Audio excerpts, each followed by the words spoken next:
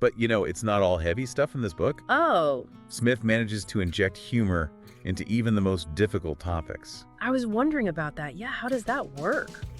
Well, she has this... Welcome to Book Haven.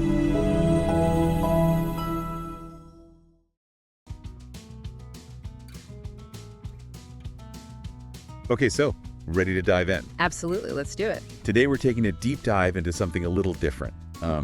It's a memoir called Influencing Death, Reframing Dying for Better Living. I've heard of this one, yeah. Have you? Yeah, it's by Penny Hawkins Smith. Yeah. She's a hospice nurse, right? You might know her from TikTok as @hospice_nurse_Penny. Oh, right, yeah. But this book, it's not your typical kind of, look at end-of-life care or anything like that. Not the usual doom and gloom. Exactly. It's funny. Really? Heartbreaking, but also just full of these really surprising insights. Interesting. So what makes it so different? What stuck out to you? Well, for me, it was how she just so seamlessly blends her personal story with these really profound professional insights. Okay. She doesn't just, tell you about death. Right. She shares how her own life experiences, even past struggles with addiction, how they completely transformed her whole understanding of living and dying. I can see how that would make it unique, yeah. Getting that personal perspective. Yeah, and you really get a sense of how those struggles shaped her path. Yeah. She talks about hitting rock bottom. Oh, wow. And then finding redemption through, caring for others at the end of their lives. That's powerful stuff. It is almost like she discovered a whole new purpose, a way to kind of channel her own pain into something meaningful. And that purpose comes through, doesn't it, in how she describes her approach to hospice care. Oh, absolutely. It's not just about, managing the symptoms or anything. It's about truly connecting with those patients and their families and helping them navigate all those, incredibly complex emotions that come with facing death for everyone.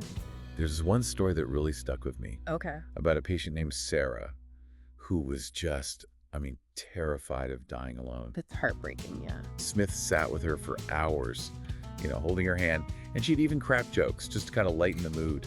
And Sarah actually ended up passing peacefully, surrounded by loved ones. That's good, at least. It is, and I think anyone who's been through, a similar experience with a loved one will find that incredibly moving.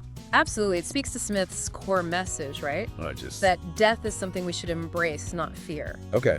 She argues that by acknowledging our own mortality, we can actually live more fully in the present moment. Huh, that's interesting. She even calls it influencing death. Influencing death? Yeah, not in the sense of controlling it, but in the sense of how we approach it, both for ourselves and for those we care about.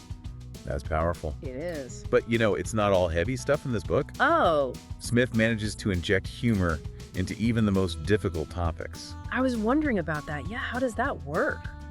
Well, she has this amazing way with words, very lyrical, almost poetic.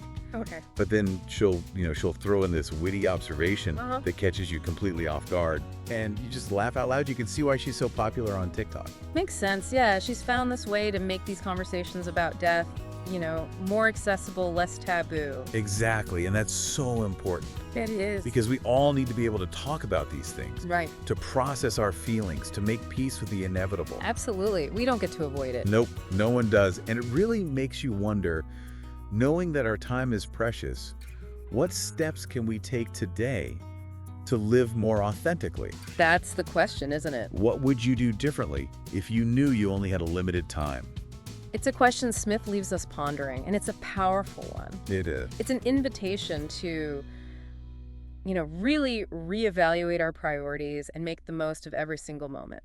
Well said. After reading this book, I know I'll be looking at life and death with a fresh perspective. Me too. It's definitely given me a lot to think about. I bet it has. Well, that's our deep dive into influencing death.